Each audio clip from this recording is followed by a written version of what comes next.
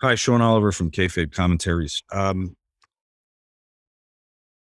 YouShoot became, I guess, our signature series. It wasn't the first series we did. Guest Booker was the first series we did, and it we made our mark in the shoot interview world upon our launching that series. However, YouShoot became the series that I think most defined us because the shoot interview, while I always turn to it as a fan before kayfabe commentaries for information. I was one of those guys that loved the minutia of the business and learning little tidbits, and that's what I love the shoots for.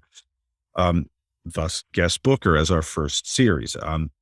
But I think a lot of other fans wanted the car crash element of shoot interviews. They wanted wild stories of a provocative nature, and so we decided when we launched YouShoot, let's do a series entirely run by the fans. Let them ask all the questions. Now, of course, the guests that we will get for the series would have to align with the sentiment of the series, meaning they would have to elicit a very passionate fan response.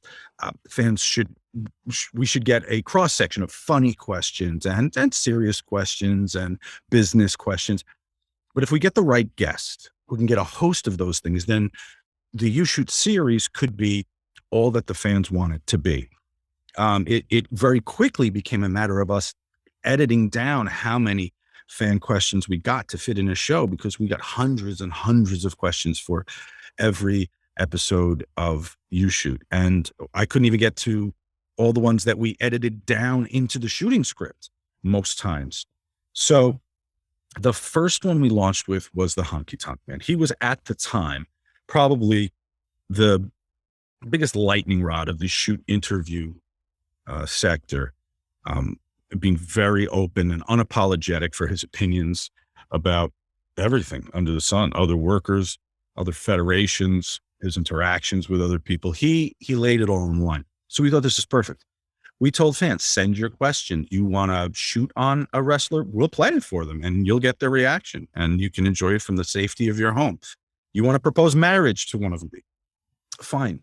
We wanted to give the fans unfettered access to the wrestlers that were the most provocative. And that's what the YouShoot series was. No one was doing this at the time. No one. The closest you saw to something like this is you could call into, the Larry King show or the Howard Stern show and ask a question to somebody there. In the shoot game, no, fans did not have access to the talent. So this really changed the game in many ways and kind of became our calling card, for better or worse. I mean, I didn't want to be the dick bag guy or the Batista's dick guy. Even though those were your damn questions. I was reading them. And then it spun off into some fun stuff like games, and that was our stuff, how to turn some of the fan questions into more enjoyable activities. We even at one point, about 20 episodes in, we added some produced segments to it where we would go to what I called the stand-up segments. So someone asked a question about Pat Patterson's booking, flash to me and Kevin Nash standing in a backdrop, a green screen backdrop of a locker room. And I say, okay, you're going to be Pat and I'm going to be a worker coming back and let's act it out. And I'd first seen that on the Fox coverage of the NFL, where Terry Bradshaw, Jimmy Johnson, Howie Long would break from the desk and go stand on a little mock football field and act out some stuff. I remember one of them was like Jimmy Johnson taking a quarterback out of the game. So Terry was acting as he would have acted if a coach told him that, and Jimmy was being Jimmy Johnson, a coach. So it was just yet another element to dress YouShoot with. And this is a really long introduction. I understand that. You can slide right to the thing if you want to. I do read your comments. It seems that you enjoy this stuff, and we want to do more for you because you enjoy it. The Honky Tonk Man shoot was in a Ramada, I think, in Pennsylvania, and we had to shoot a show we called Rebuilding the Sheik with the Iron Sheik and Eric Sims before this. And We went very long. Eric Sims on camera is quite an event, and one that he was not going to let end before he got every ounce of action out of it. And so Honky was in his room, not enjoying himself, watching uh, some college football for much longer than he wanted to see. He was a little saucy when one of our crew went down to get him. So I went down there to smooth it all out. God damn it, I had his Seagram's extra smooth vodka, which he put me through the ringer to find. I chose to go through the ringer. He requested it, and I certainly want to oblige all of our talent. So I went to the ends of the earth to find this liquor that had been discontinued apparently, but I found it on a dusty shelf somewhere down on the 12th Street in Bayonne, New Jersey. So, and there it was. And so I was very proud of myself, and he was in short time in a much better mood for this, the first ever YouShoot. Incidentally, the night before this, another company used that room to shoot the Iron Sheik with New Jack doing a crazy shoot. Maybe someone else was in there too. And I didn't know this when we were moving the furniture around to dress the set. And we moved the couch, and there was a crack pipe under the couch. And I ran into Eric Sims in the parking lot after we'd set up, and he was getting to the hotel. And I said, I can't remember if I told him what we found or whatever, but he said, "Oh, is that the room you're going into? That's the room Sheik and New Jack used last night." Not saying it was theirs, but the thing was there. The other thing that I remember most about this, I despise the lighting of this show for some reason. I guess it was a white room, and it rather than bounce the light as white light usually does and create an even light, it just sucked it up. It absorbed all the light. It has a very gray, colorless finish to it. I don't know if we were sophisticated enough at the first YouShoot to do color correction on all of our shows as we did after that. I know all the shoot companies do color correction of their cameras, but we would fastidiously correct the cameras and make sure that the shots were consistent between all of our cameras, and also add color, take away color, change tint. I don't think we were probably doing it at YouShoot 1. I don't even think we weren't even doing a multi-camera setup. This is a single camera. And also the other thing I remember about this, which is greatly unnerving, the laptop that we were using for YouShoot, I guess, was on its last legs. And the fan, the overtaxed, aging fan, began this whirring noise intermittently throughout the show. So if that's what you hear, if you hear that, that's what it is. It's not someone's cell phone buzzing or anything like that. It's the fan of the computer, the terrible lighting, a lot of unpleasant memories of this shoot. However, the first ever YouShoot, how could you do anything but admire it, but revere it, and understand that it changed the shoot business? YouShoot, the Honky Tonk Man.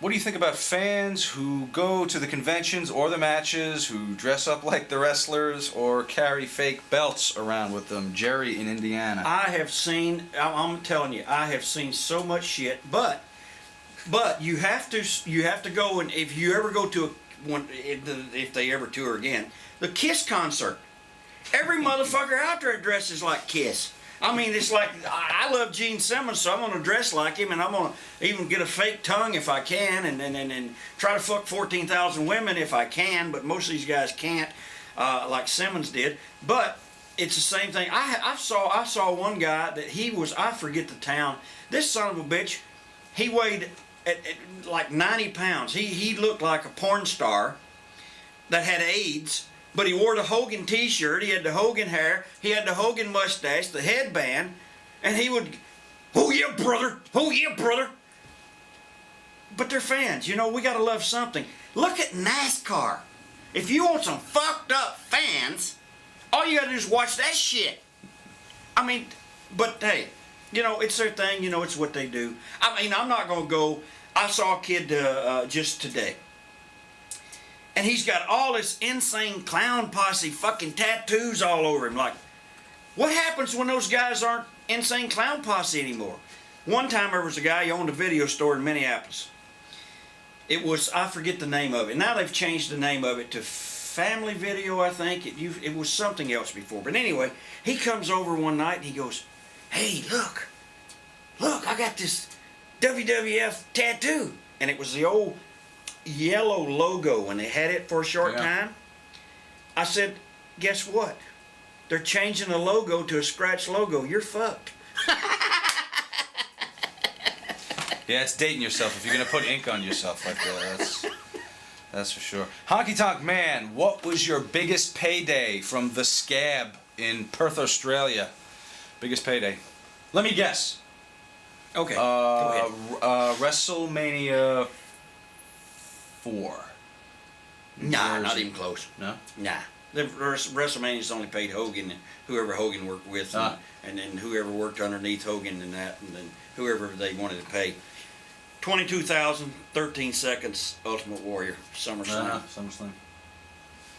We'll get into that in just a Well, minute. you're not supposed to talk about money.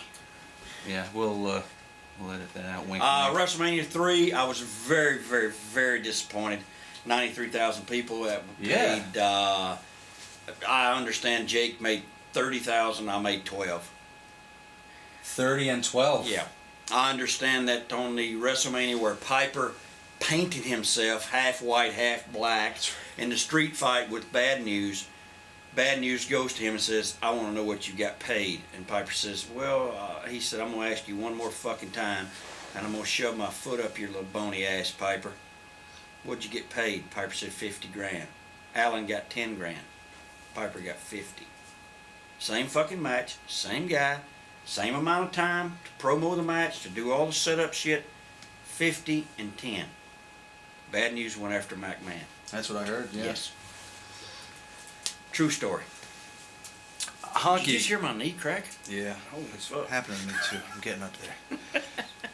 Honky, what was up with the suspender gimmick when you first dropped? I have no fucking idea. Go ahead and finish it. No, that was yours when you came in? No, it Rhonda. wasn't mine. That was a Vince McMahon fucking creative. He had just started where he had the people somewhere in Stamford, Connecticut. He I don't know, some fag place or something. I don't know where it was. Nothing against you fags, but everybody ought to have one every now and again for a blowjob. Some place there in Stamford, he was having costumes done. Now he has the costumes done. There was a couple of rats from somewhere in Illinois or Ohio or somewhere. They came in and started doing it because they were fucking Marty Jannetty and Shawn Michaels. They can't deny it. Sue me if you want. There ain't a fucking thing you can do about it because you know it's true. You're going to have to prove it didn't happen. Marty ain't going to do nothing about it because he didn't care. He loved to fuck 'em. Anyway, they came in and they got the job doing the costumes. And now, in fact, I don't know. Maybe they're still there. I don't know. The last time I was there, they were still there.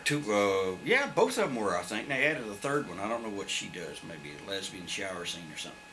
But they had a place in Stamford. For Howard Finkel's video Yeah, for camera. Howard Finkel's videos.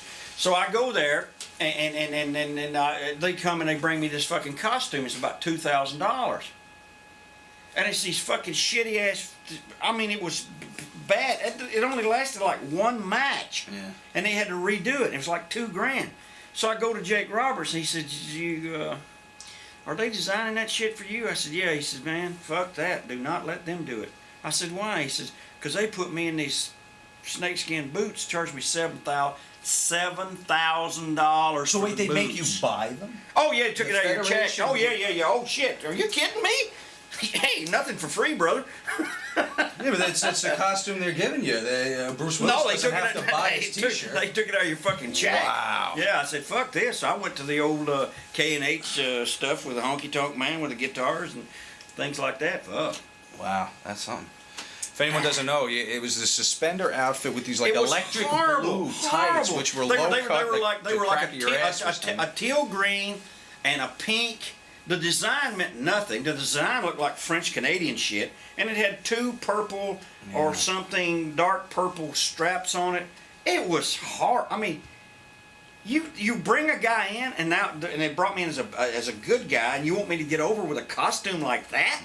I mean, people are gonna shit on you right away. Oh fuck! Look! Oh bullshit! Look at that shit! But if they put you in blue, if they put you in baby blue, you're finished. Ask Dino Bravo, ask Don Morocco, ask Greg Valentine. If they put you in baby blue trunks, you're on the way out. I don't know what it has to do with it. Baby blue means bye-bye. Don Morocco was always in black, right or wrong. Yeah. All you guys out there, all you fans, girls and guys, you know, I'd like to make this family show for the young kids and everything, but you kids listen to your mom and dad. They curse like a motherfucker. You know, they're always calling you, you fucking fucking asshole. My daughter says, Dad, bad language. I said, yeah, I know it's bad fucking, bad language, Dad. But goddamn, he's a fucking asshole. She said, Dad, you're a racist. I said, no, I treat everybody equal. I call them all a fucking cocksucker, a Jew, a fucking nip, a chink, a fucking German, a fucking Englishman. Fuck them all. Spics, Puerto Ricans. Where was it? We covered them all, I think. Okay, I think. I treat them all equal. You were talking about the Don Morocco, always traditionally Don Morocco black. was always traditional black. When they switched him to blue, bye-bye. That is true. They switched Absolutely. Valentine to blue, bye-bye. You're right. Dino Bravo came in with the red with the Canadian flag, then they switched him to the light blue. Bye-bye. And dyed his hair blonde. Yeah. Remember? This is actually a question that wasn't signed, but it's a good one, and I wanted to put it in because it's one I wondered about. You came out to a song, all right, the very first theme song I do you not had know of it. WWF. I Okay. do not know that fucking song. I've been asked that. One of my friends works for the Milwaukee Brewers at the in the media relations and PR department, and he's asked me that, and he's tried to find it. He couldn't find it. I don't have a clue what that fucking song was. And they wanted to know if it was you singing, and I take No, the it was answer not me. no. No, it was not me singing. I didn't start singing the song until I got with Jimmy Hart, and Jimmy Hart wrote the song that the long side burns and my hair is licked back. Right, to the your album, town the- in a pink Cadillac. Alrighty. I'm gonna move on. Bubblegum music. Jimmy wrote bubblegum music. He did the honky tonk man. He honky tonk man. Just a honky tonk man. He's a honky tonk man. Bubblegum shit. It was good stuff though. I mean, it was great stuff. People now they tell me, they say, you know, before you got to town this weekend, we were listening to your song. And we can't get it out of our head. We've been singing that damn thing for 2 weeks now. But it's one of those catchy tunes, and he did Girls in Cars for Strike Force, yeah. and you're good at this. Yeah, that's my era. That was all off that You might have a job in the office. Pile Driver album. I don't know if that's a Pile Driver. compliment or a slam.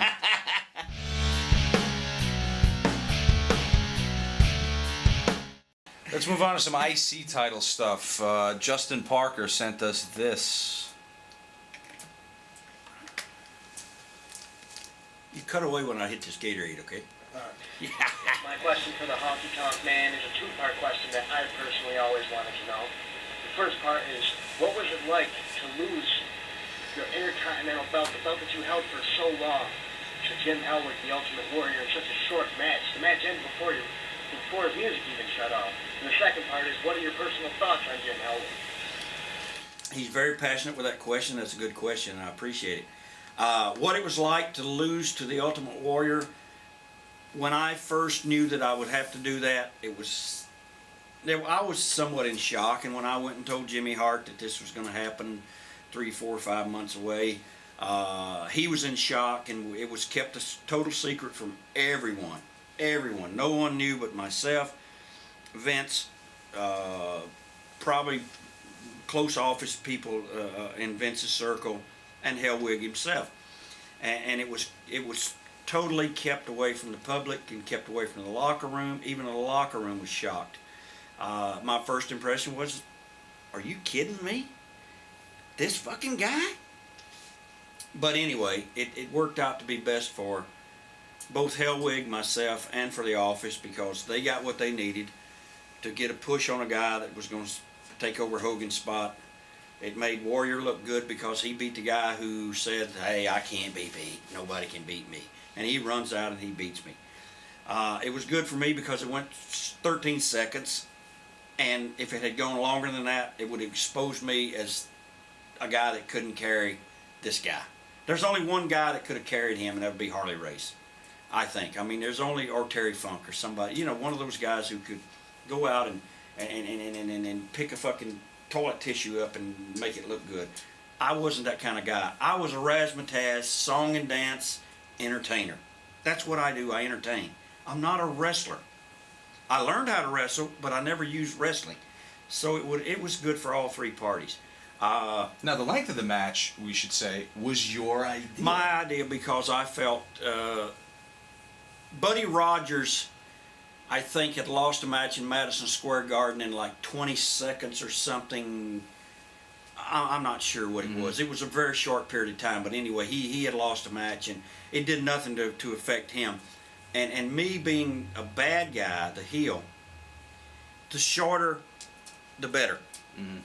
Why go out and have a long, lengthy match and then lose that match? Then people go, well, you weren't as good a champion as you said you were. But when I go out and I say, I'll take, see, technically, now I'm going to technically, that was not the match on the card. It was me against Brutus the Barber Beefcake.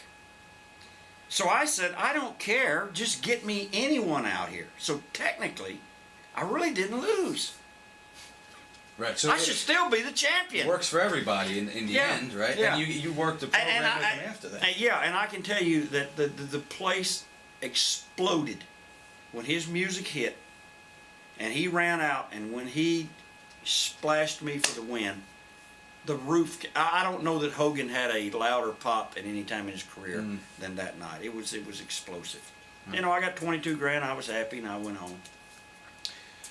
Okay, in keeping with that theme, Honky Tonk Man. Okay, we're getting a little rough here. If Honky Tonk Man, if you're the greatest IC champion of all time, in quotes, then where do you think Bret Hart, Shawn Michaels, and Randy Savage rank in relation to you, Ron Dixon in Washington? Well, Ron, let me ask you this: how long did Savage have the belt? Did Savage work as the main event all across America, all across Canada, as the Intercontinental Champion? The answer is no.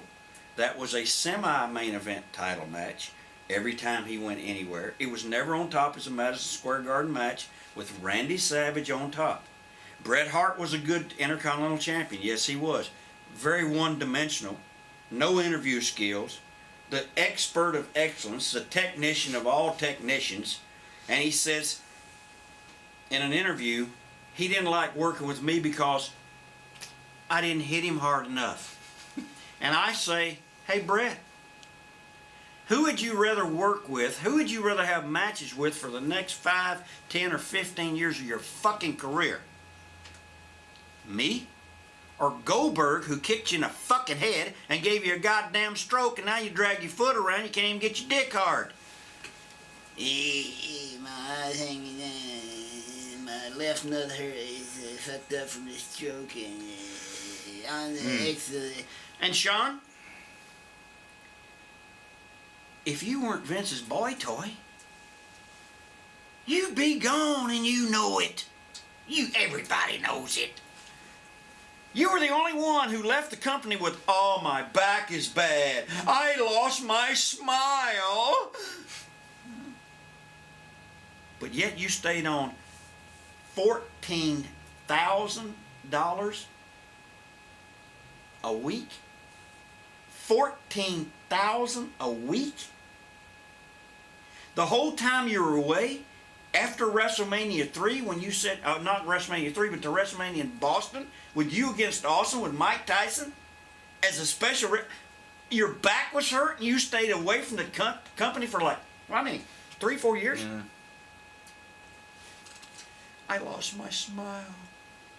I guess you wasn't bending over in the right position anymore. Well, he's found Jesus. So I guess Oh, praise the Lord. Smiles back. Oh, brother, how art thou? Smiles. Praise the Lord. God's going to save you, brother. Okay. Jorge from Union City, New Jersey. With you obviously being number 1, who would you rank, similar question, who would you rank in order from 2 through 5 as the best 5 Intercontinental Champions of all time? So 2 through 5, who would you put in there? I definitely would put, I'd put Rick Rude up there, right there with me, simply because there was not another person, nobody Rick was a true professional. He lived and breathed his matches. He lived and breathed his career. And he went on to take the Ultimate Warrior and was able to take what I did, 5-minute matches, 8-minute matches, and stretch those matches out to 15, 20, 25 minutes that you saw at one of the SummerSlams or one of the Survivors or pay-per-views, and it was fantastic. And to me, Rick Rude, because of what he accomplished with that, puts him right up there. Shawn was a great champion. So was Bret. I mean, there's been so many. You know, it's hard to say who was. Will anybody ever break the 15-month record? The way they do things now, probably not. Probably not. Brent Crawley says, Kurt Hennig, Mr. Perfect, held the IC title longer than any other wrestler in the 90s. He went through 150 straight matches undefeated. How do you feel about the push he received when entering the WWE/WWF? That's number one. And also, how would you compare the push he had as an IC champion to the push you received as an IC champion, both being long-standing heels? Okay, first, how about his run? What do you think? I thought he got the push a little early. I spent a year and a half toiling through matches with Lanny Poffo and S.D. Jones, and toward the end Pedro Morales, who was a fucking asshole prick who didn't want to do anything, and they should have just said, look, if you don't want to do it, Pedro, just go home. And then Tony Gurria, and you know, shit like that. Hennig, I went into a program after the Warrior with Superfly Snuka, and for the next 6 months I toured the country and built Superfly up. He wins a match, and they were getting him ready for Perfect, who then goes out and destroys Superfly because they want to pay Superfly back for all the bad shit he had done. So fuck him. Anyway, back to Mr. Perfect. He was not a bad champion, but I don't think he ever. I think he wanted to be the world's champion. I thought he had this ego about him that he wanted, since he was the AWA grandfathered in world's champion, that he should be the world's champion in the WWF. And honestly, he was not that great of a worker in the ring to be a world's champion. He was a good IC champion, I suppose, but he never worked on top of the belt. I don't know that Mr. Perfect was ever main event at Madison Square Garden, Boston, Chicago, Detroit, LA, Miami, San Francisco, Seattle, Calgary, Vancouver, Toronto, Montreal. I mean, the list goes on and on.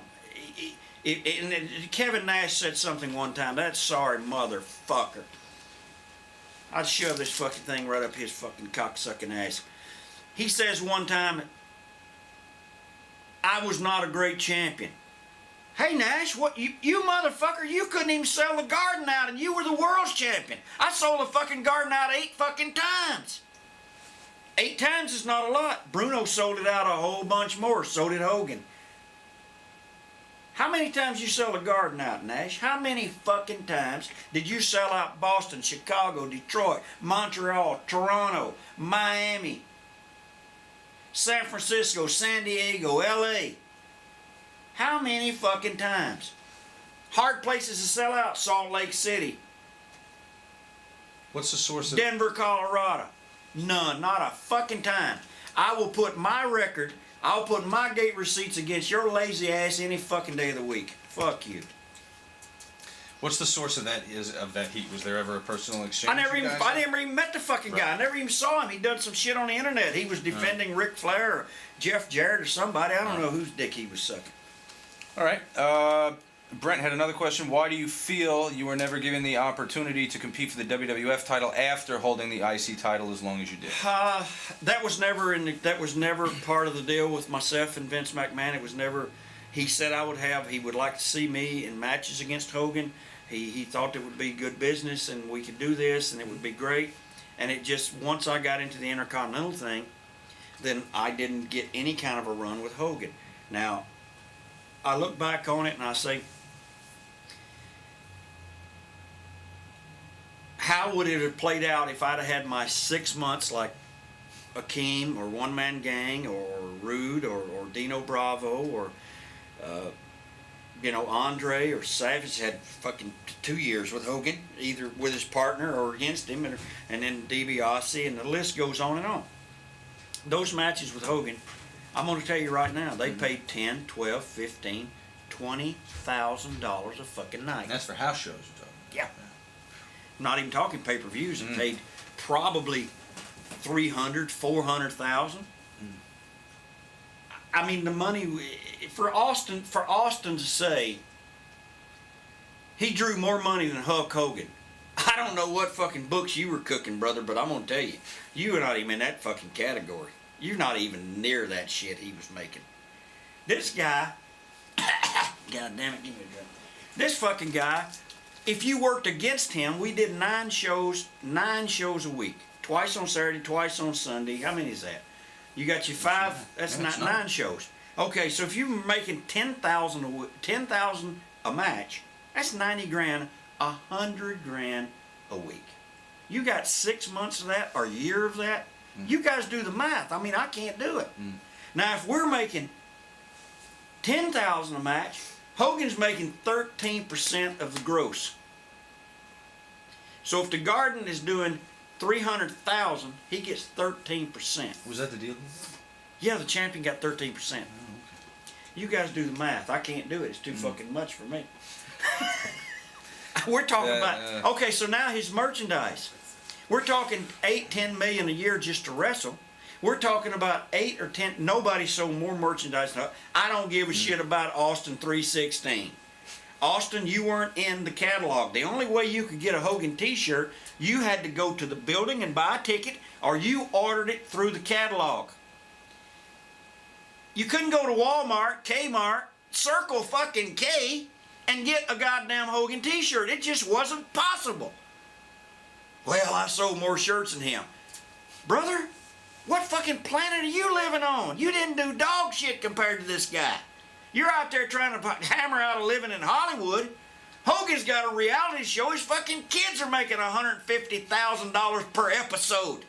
What do you think he's making? Nobody compares. Nobody. Anybody who says they did better than Hogan's full of shit. I don't know. I probably missed a question. I mean, fuck it. No, that's fine. He asked you why you don't think you were given the opportunity to compete. Well, I got over, and here's the thing with bad news. We'll go back to bad news real quick, because that's a good question he brought up. Bad news was promised the world's title. The first black champion in WWF history. And Vince fucked him, and that's bad news, went nuts. He went fucking nuts. They told Allen that he was going to go over Hogan. He was going to be the first black. Wow. It wasn't whether he's going to go over Hogan, but they were going to put the belt on him. Which I thought, as a piece of business, to have this guy standing there with a black glove, and Allen was a good, solid worker, good. I mean, just first class gentleman. He was everything. He was a great guy. Somebody said, "Does Honky Tonk Man like anybody in the business?" Bad news. Allen's a great guy. He should have gotten that belt, because as a black power character, it would have been so good. It would have been so great. They wouldn't have had to spend. They spent hundreds of thousands of dollars to jockey the Warrior into that position to win that belt. They would not have had to spend one fucking nickel other than a couple of interview segments like we're doing right now, and Bad News win that belt and be probably one of the greatest historical black champions of all time. And here I am, a Southern guy, talking about helping out a black man. But it had nothing to do with it. Because when I was with Bad News, and when I looked at him, and I talked to him, and I saw his family, and my family visited with him, there's no color barrier. There really is no color barrier in the wrestling business. I don't care how some of these guys try to play it up. It's not there. I've never seen it, ever. Okay. David Hayes sent us this comment about the IC belt. Hello, Mr. Honky Man, Mr. Man. He's already got to eat with International me. B-movie superstar David Hayes here, and I've got a question for you. Being the greatest Intercontinental champion of all time, I'm just curious as to what your thoughts are about the current state of the Intercontinental Championship. What are they doing wrong? Are they doing anything right? The world needs to know from you. Well, David, if you're a B-movie actor, you are terrible at reading a cue card or reading your lines. So, But a legitimate question. Other than that, Legitimate question. yeah. That's my shot at you because you kind of fucked my name up. And don't ever fuck the Honky Tonk Man's name up. You got to say it. And we're sitting here with the greatest Intercontinental Champion of all time, the Honky Tonk Man. Okay, David, what's wrong with the Intercontinental Championship right now is no one knows who has it. No one has known for 10 years who has it. No one knows who has the tag team belts. No one knows who the world champion is. I mean, is there like one person out there? Is there like the Macho Man's the world's champion? Austin's the world's champion. Hogan's the world's champion. What now? I'm throwing the question back to you. You tell me. If you don't even know who the fuck they are, I don't know who they are. And if I don't know, the fans don't know. They've watered it all down with a bunch of tits and ass, a bunch of blondes with fake tits that want to go out there and get naked every Monday night, and it means shit. It means absolutely nothing. They got guys there that all they do is ping pong. Bing, bing, bing, bing, bing, bing, bing. And everyone, when you have to put an earpiece in the fucking referee's ear so that you can tell the referee to tell the wrestlers in the ring what to do, you got a sad state of any kind of fucking business. I can tell you that. Same as you reading your lines. Now, if you had an earpiece, maybe you would have done a little bit better, David, but you did have a great question.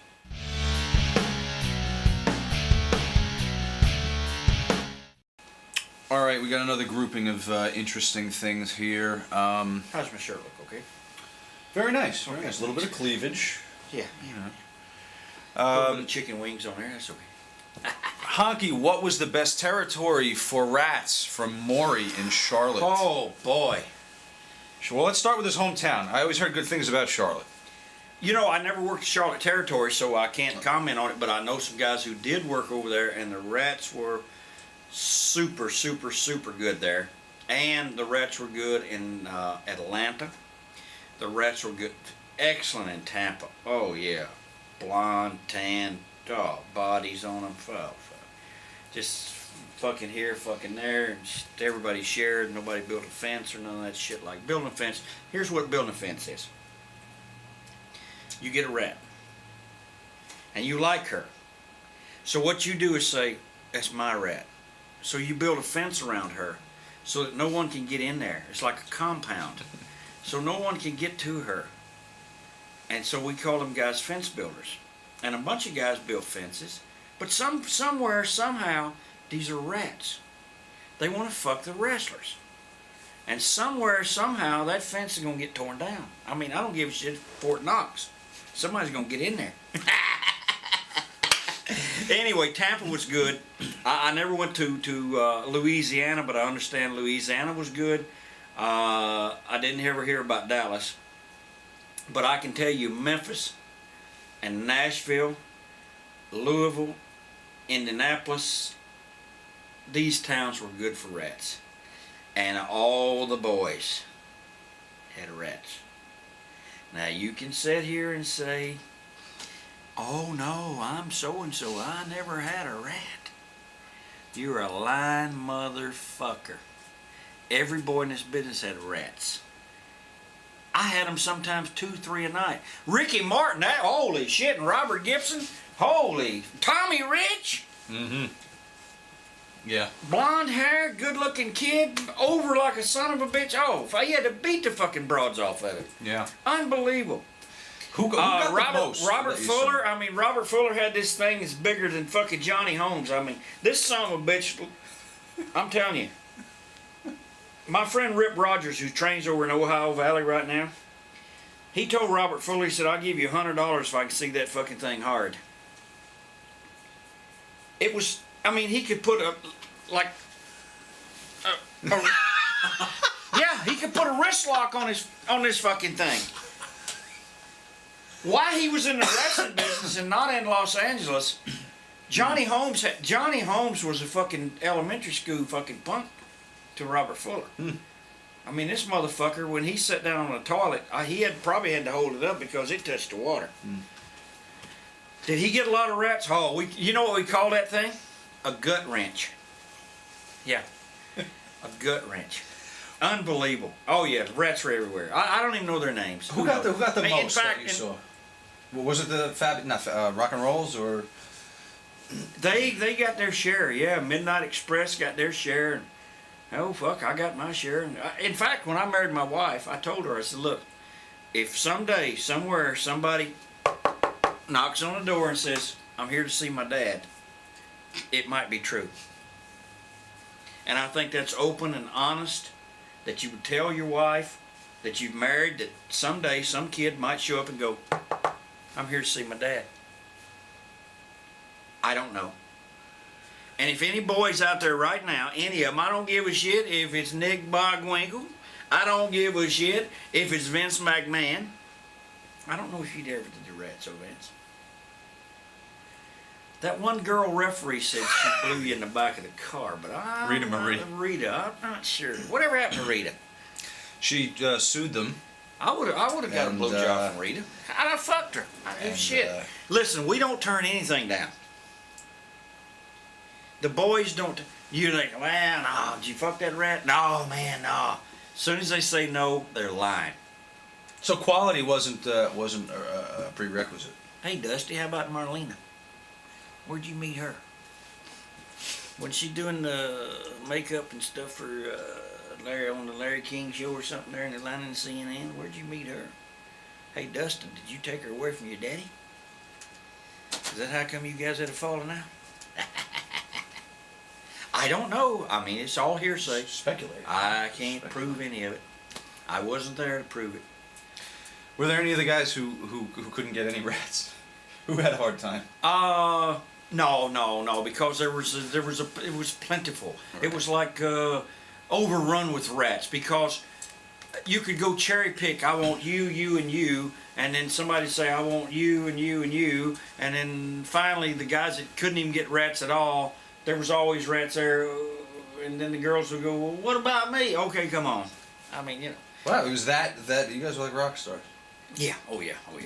Yeah. I mean, fuck. I don't even know how many I had. I don't know. Jordan writes, "Hey Honky, I think even Eric Sims might have had a rat every now and again. I don't know. Hey Honky, fuck, marry, kill. You know this game? I'm gonna give you 3 names. Okay. I've seen this before. 1, you have to fuck.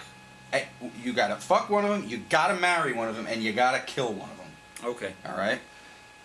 Sonny, Francine, and Missy. I'm assuming he means Missy Hyatt. Sonny, Francine, Missy. Fuck, marry, kill. Ooh. I saw Sonny not long ago, and she's got herself back together now. She's very fuckable again. Missy, at one time, she was the most fuckable. Francine, from what I understand, I'd probably have to kill that bitch. Okay. Kill is always the easiest one if you've ever played this game, if you know that. And then you got to decide between who's marriage material and who's just the fling I see Mae material. Young there, and well, that was going to be the Moolah, follow-up. How about China. Moolah, Mae Young, or China of those 3? Oh boy, you'd have to ask Harley or Nick Bockwinkel about them guys. I mean, fuck. Or Terry Funk or Dory Funk or Moolah, Mae Young. I would go with Moolah as yeah, I'd give her a whirl. Yeah, and then probably China, just to see if it was. I don't know. I was never around Mae too much. I mean, I don't know. The 5 o'clock shadow with China is kind of bothers me so. But Moolah might be good marriage material because she's probably got some coin from. Yeah, but she's an old hateful bitch hard to live with. I know that. Shit, fuck. Nobody can live with Moolah. Hell, the girls couldn't even get along with her. Let's move on. Yeah, those are hard questions. Yeah, those are tougher than. Who wrote that question? Jordan. Jordan. Holy fuck. You must be one of the boys to write that shit. If you weren't a happily married man, who are the top 5 chicks you'd want to bang? It could be anyone famous, but wrestling chicks would be preferred, from Blowfish Joe. Blowfish, you know, the chicks now, I don't know their fucking names. You know what I'm saying? Because there's so many of them. They're all blonde with big tits, long legs, and they all look great. So I'd probably hit every fucking one of them if I could. The old timers, I mean, here's the thing, Blowfish. The girls years ago got into the business. They became girl wrestlers because they wanted to fuck the men wrestlers. Nowadays, the girl wrestlers get into the wrestling business to be fucking wrestlers. They don't want to fuck anybody. So I don't know who's, I mean, it's like I said, they got 30 fucking broads over there right now. Yeah, I'd do them all. Hell yeah. If I had a chance to fucking dip the wick in there, damn right I'd hit them.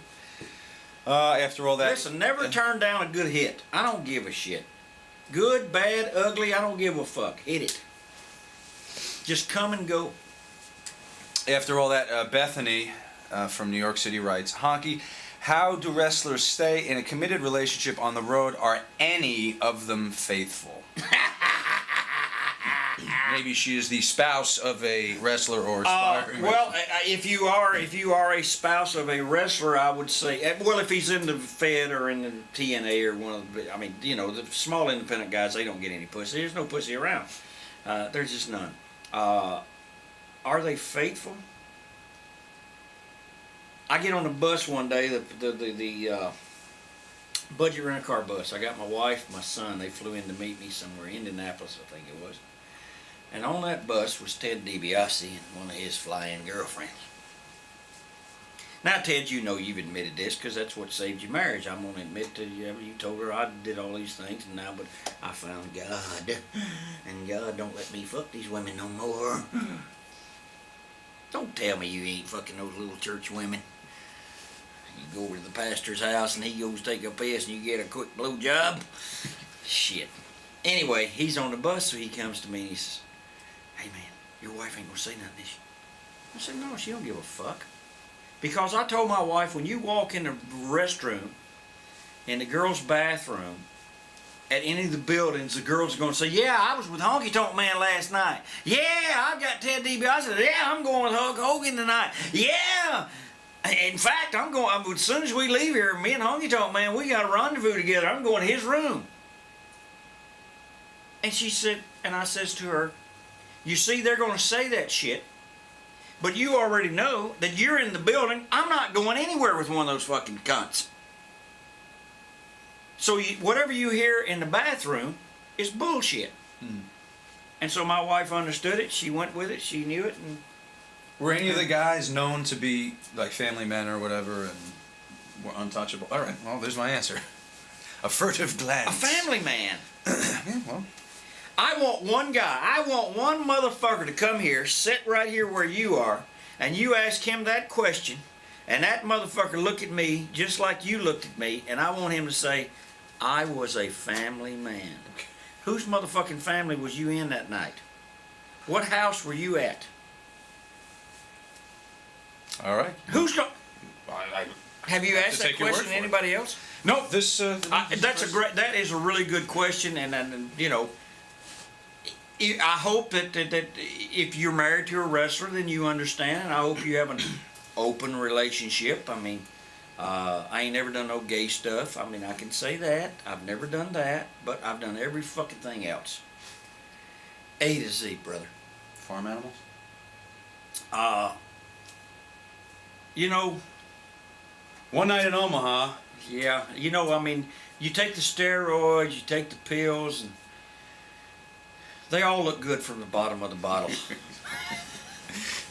Everyone's pretty in the dark. Girls right? get prettier in closing time.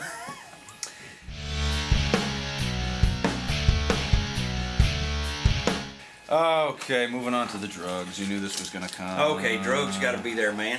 We just had sex, now we're going to have drugs. It's usually the other way. Hey, Honky Tonk. Do you think the steroid testing that the WWE are doing these days will work to stop drugs in wrestling? Peter from Melbourne, Australia. Okay, Peter. All you have to do is take one look at the guys on TV. I look at Hunter Hearst Helmsley, Triple H. He comes out of rehab. He's been gone, what, 6 months, 8 months with an injury? And he comes back looking bigger than he was when he left. Well, now you got to remember he's in the family, so he's probably not going to get the same test.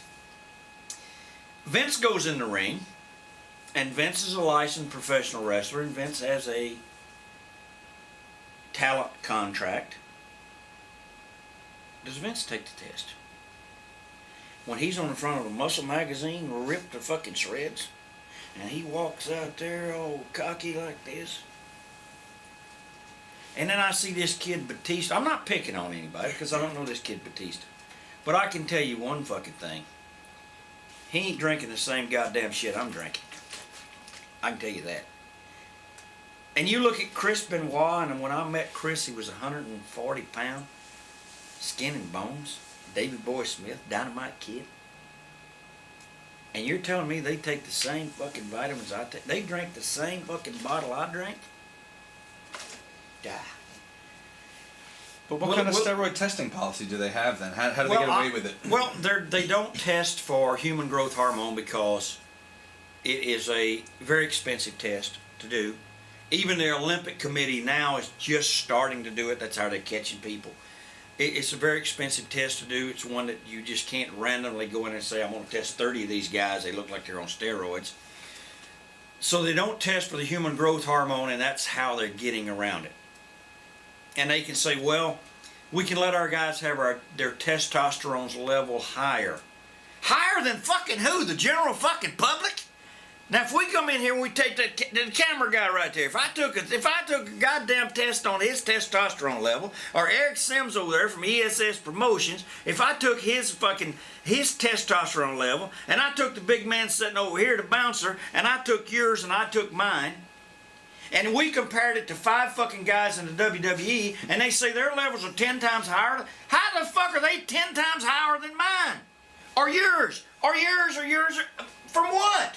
What the fuck are they taking to get their testosterone level higher than the average person? That's a no-brainer. It's a no-brainer.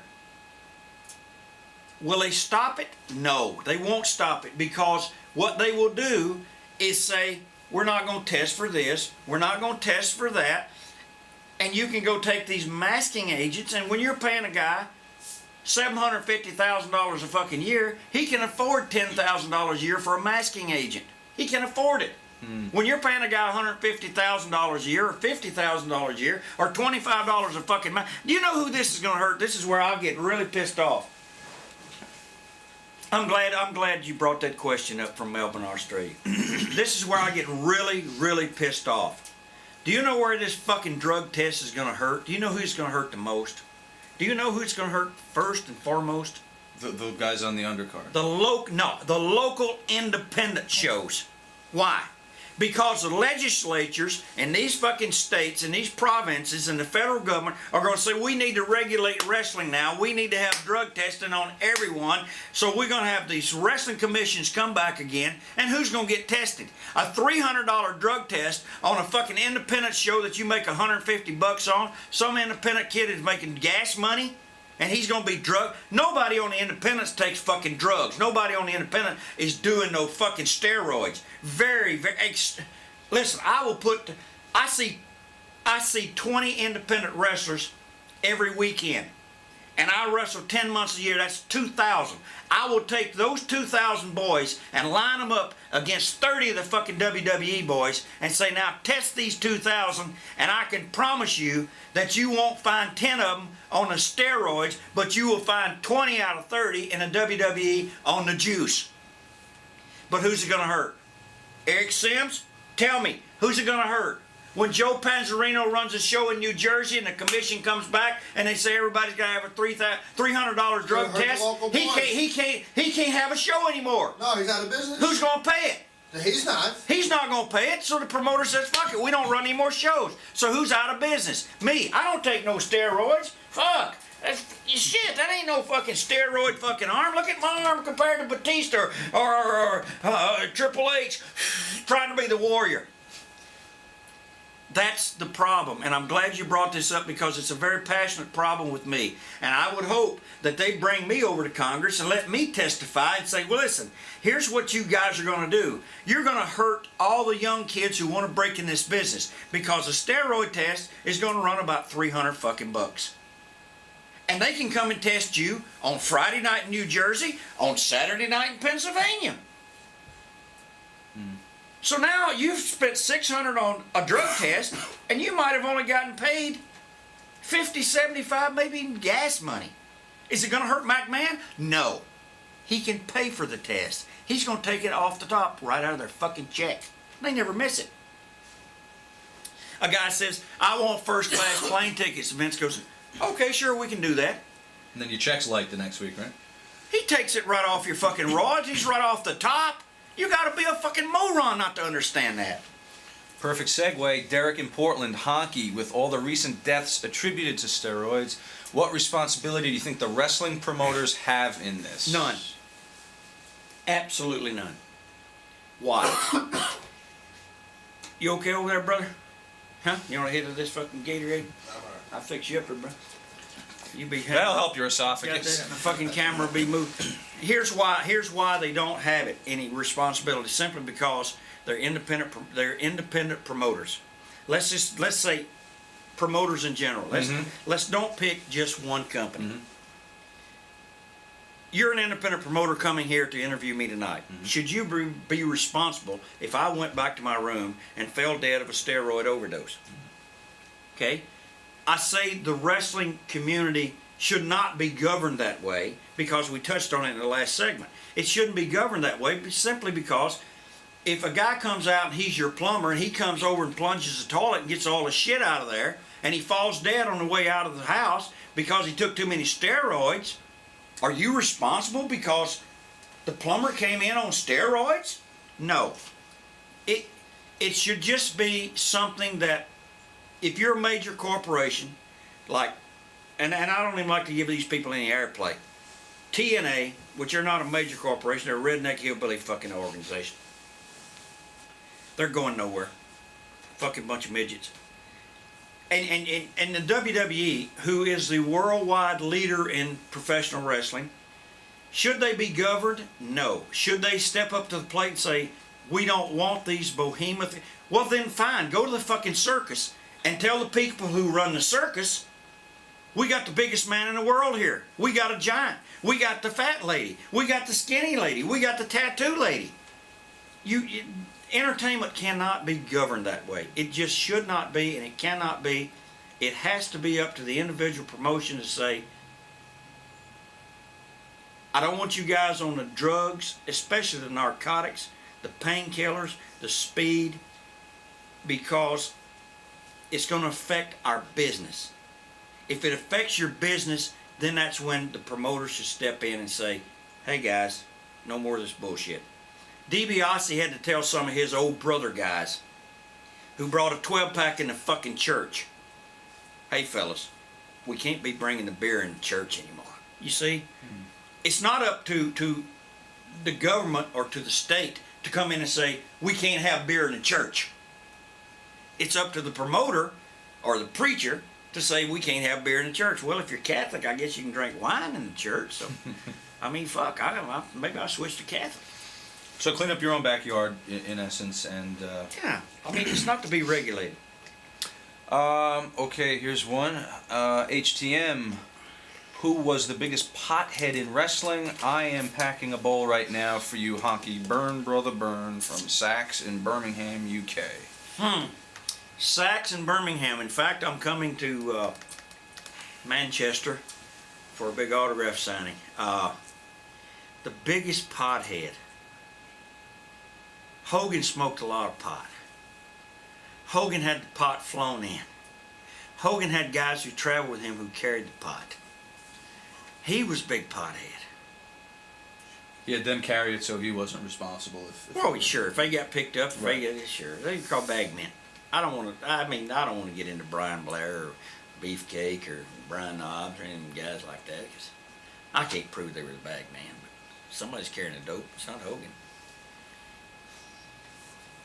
I was in Detroit one time, WrestleMania 3, the biggest show in the world.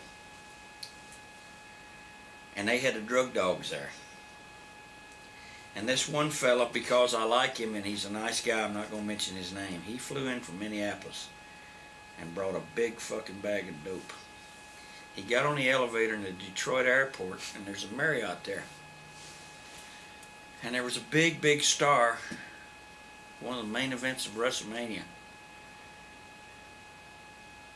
And he just missed the dogs. He closed the elevator door, and the dogs didn't get on. And he had this big bag of dope, and he carried it upstairs a day before WrestleMania 3. Can you imagine what would have happened if those dogs would have followed that fucking bag? Yeah, he would have gotten pissed off. Okay, another video. Sue me if you want, but you got to prove you didn't do it. Well, you didn't give any names, so I think he or she is safe. Okay. Great questions. Good fans. Interesting. There's been a lot of potheads, though. Hey, listen. Wait a minute. Let me go back to the pot. Let me go back to the pot. And I tell my kid this. My kid's 22. He smokes a pot. You know, he's had a couple of DUIs, and he's going to probably serve time in jail. And things I never had. But that's just the way society is nowadays. And I tell him, no one's took more pills, smoked more pot, drank more beer, whiskey, wine, fucked more whores than I did. Nobody. I had my share. We were doing $200 a week in pot when pot was 20 bucks a bag. That's a lot of fucking pot. You know, my friend David Schultz, God bless him, wherever you are tonight, if you ever get him up here, he can tell you some hellacious stories. We smoked more fucking pot when we were in Calgary. It was non-stop. We had them rolled up, put up on the dashboard underneath a towel, lined up. We had them lined up for the whole trip. We'd reach and get them every fucking 20 minutes, and we would count hawks. The hawk. Because we had a bet. How many hawks are we going to see today? 20, 30, 50? Okay, 20 bucks on the hawks. Bag of dope. Well, I said, well, we see 10. Well, fuck, we saw 300. Because it's winter time, it's cold, and they're out there watching, they're up on the phone lines. Yeah, my friend David Schultz smoked a pot. He smoked a lot. And a boy named Mike Boyette. Holy fuck. He smoked a lot of pot. The hippie Mike Boyette. He worked for a promoter named Nick Goulas in Nashville. Nick would say, you on them fucking marijuana pills? Nick thought they were pills. Nick was so stupid he thought, that fucking guy, he's on them marijuana pills. Anyway, he smoked a lot of pot. He smoked a lot. Everyone did. They don't do that now. That's what's wrong with the business. They sit around from what Jim... Hey, Jim Ross, the greatest athlete in the world. They play video games. They should be smoking pot and fucking those whores back there. You got Trish Stratus walking around back there and you want to put your dick in her? You want to play a video game? The fuck's wrong with this business? It's not like it used to be. Business changed, brother.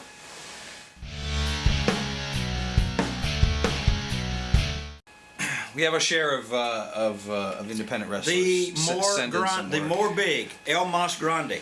See, I know a little Spanish. And so you can understand me, Honky Tonk Man.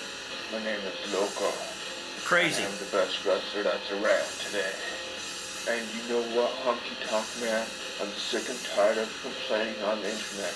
Oh, wrestling hurts. Every time he touched me, he hurt me. You either fight hard or you don't fight at all. When you step in this ring, you know you're in for a fight whenever you step with Loco in this ring. I've injured plenty of wrestlers, and that's my legacy inside this ring. Honky Tonk Man. You better hope you never see me on the other side of the ring, or else I'll twist it and land you straight to the hospital, Honky Tonk Man. Because this is wrestling. You fight hard, or you don't fight at all. You go home and take your Honky Tonk music with you. That's good. That's the best of all. You saved that for The right spot. Loco, yeah, I guess loco means crazy. I guess you should be wrestling loco. You should be in matches with Bret Hart, I guess, because I mean that's how he likes it. He likes it stiff and hard, and you know, get kicked so fucking hard in the head you get a fucking stroke. You like it that way? Obviously, you don't do this for a living. You don't do this every day of your life. I am dealing in the wrestling business 7 days a week, nonstop. I talk to promoters. I talk to documentary guys. I talk to other wrestlers in the wrestling business on a daily basis. I don't have another job. I can tell you this. Whatever job you do have, and you say you injured a bunch of wrestlers, well, you put them out of work, you silly cocksucker.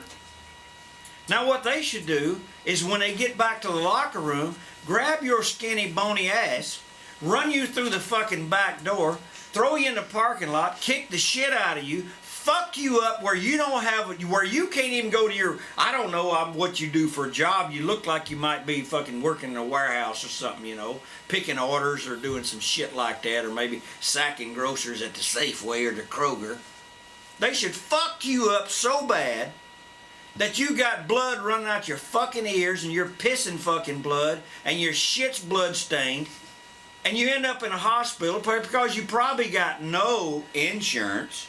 And if you do have insurance, you tell them, oh, I got fucked up in a wrestling match, and then the insurance doesn't pay, and you spend about 6 months there and about $300,000 that you can't pay, and then they sue your ass and you file bankruptcy, you low-life piece of shit. And then what do? You live the rest of your life in fucking solitude where nobody can find you because you're hiding from the bill collectors. But you're bragging about fucking wrestlers up. It sounds like Bill Goldberg to me, except he got a lot more money than you. He fucked up a lot of wrestlers. The one thing he does mention there, actually the clip he played was a sample from some of our commentary tracks that we did, where you that was a bad one. Where you were in fact talking about Dusty Rhodes, who would stiff you with the elbow, and the thing about that was that fat motherfucker would fall. Oh yeah, it knocked the breath out of me. So did Savage. He fucking broke my fucking ribs. I remember you saying though you were surprised when you first got into the ring with Dusty. You were getting in with a legend. Yeah, he was had like such expectations. Yeah, I thought here's a guy. Oh yeah, baby. I turn the mix on. I hit you with a bionic elbow, baby. And we go to the pay window. I thought this fucking guy could work. This motherfucker was horrible. He was absolutely horrible. He was stiff on everything. I should have kicked him in the fucking nuts. If I ever have another match with him, first thing I'm gonna do is kick him in the fucking nuts. When he bends over, I'm gonna hit him across the fucking neck like Kevin Sullivan and Steve Kern used to do. Knock your fucking neck out. So speaking of that clip left on YouTube, these were some of the comments that have been left on the about that on the actual YouTube website. Yeah, I'm on there. About 10 pages, I think. Well, you know you're going to get some of this. Honky is bitter. He only wishes he could have reached the level of Dusty. And as for Dusty working stiff, what a pussy. I would hate to see Honky be in the ring with Luthez or Gene LaBelle. I was in the ring with Luthez. And he would know what stiff is all about. That's from WZW Referee. I would love to see Honky face Roderick Strong. Here's something I want to ask you about. Necro Butcher, I don't know him. I understand he's... listen, a guy's only stiff with people they want to be stiff with. I was in the ring with Luthez, and Luthez was fine with me. Sure, did he hit you really hard like this? Yeah. Because I was a young kid. Did he pull me and stretch me? Yes. Luthez did that, but Luthez would never have done that to Harley Race. He'd never done it to Jack Briscoe. He'd have never done it to Nick Bockwinkel, because Luthez really was a professional. Gene LaBelle, I was never around him, and I've never been around Roderick Strong. I don't know, Multivox. I guess if your name is Strong, what's your real fucking name? Roderick Weak. Remember, however, that Honky Tonk Man was a last-second replacement for Butch Reed. He was supposed to take the belt from Ricky Steamboat. True? That's true. Okay. That is a true statement. And what did he no-show? Or he was AWOL. Okay. Or MIA. Somebody says that Shelton Benjamin was an better IC champ, and then the response to that was Honky feuded with Macho Man Randy Savage and others who never beat him. He was a great champ because he sold tickets as a heel, something that Shelton Benjamin could never do as a face. To put Shelton Benjamin's name as a better title holder than Honky Tonk Man is an insult. Well, I've been voted as the greatest Intercontinental champion of all time. I think it speaks for itself. Shelton Benjamin, you know, when here's a case now, and I want to tell you fans and even you smart marks, was he not the one where they brought his mama in? I can't win unless my mama's here. If you have to have your mama, then if your mama's not there, ain't your mama, she cooking pancakes and shit, you know, stretching chitlins out. If mama's not there, then you're bound to lose a fucking match, because the only time you could win was when mama was there. Now, I would say this to Shelton Benjamin. I'd say, listen, if this is all you have for me, I'm going to pack my fucking bags and leave, because you got nothing for me. If I have to have my mama in the corner with me, the only way I can win a match. And same thing with Randy Orton. And Randy, I would hope if you hear this and see this, that you would say, fuck this legend killer shit. Someday there ain't going to be any legends, Randy. You're backed into a corner. If you can't beat a legend, you're finished. When there's no more legends, you have no gimmick. I'm talking about the gimmick you make for yourself. It's kind of like the Ultimate Warrior. He would pick guys up, press them over his head, and drop them behind him. Well, that's impressive for young TV job guys, but you get a guy like me, and I told Vince he's not going to pick me up and drop me behind him like a sack of shit. I'm not going for that. That's and where I'm laying on my stomach and I can't see him, and he's going to fall on me? Fuck that shit. I want to see this motherfucker. I want to know where he's coming from. What if it's Yokozuna? 700 motherfucking pounds. I'm going to lay here with my head down like this and hope this son of a bitch don't trip and fall and kill me? Anyway, there's some things that push you into, that you get painted into a corner. What if it's Andre the Giant? Obviously, Warrior could not push the Giant up at 700 pounds and drop him. So what do you do with your finish? You're backed into a corner with the things you can do. Now, Shelton Benjamin, obviously he was a good champion, but if he was so fucking good and they liked him so much, why didn't they let him break my record? He didn't do it. He didn't do it. Because he didn't have his mama with him. She was cooking pancakes and grits and fried chicken and shit. And, give me some watermelon, man. Goddamn, I just want to see a basketball, motherfucker. All right. Basketball, motherfucker. Here comes hypnosis. Okay. Brace yourself. I am the monster of madness. Oh, I've seen this coat sucker. And this is the I. And Honky Tonk Man, this is my YouShoot challenge against you. Talk about Hulk Hogan and how great he is. A Hulk Hogan could touch you and you never felt it. You're just a Hulkamania stooge, Honky Tonk Man. You're just trying to get spotlight from wherever you can. You know what, Honky Tonk Man? You need to leave the spotlight to people that deserve it. You need to stop trying to steal the spotlight by doing shoots on people and getting your name out. You're like creating fake feuds with your cousin Jerry Lawler. How'd that work out for you?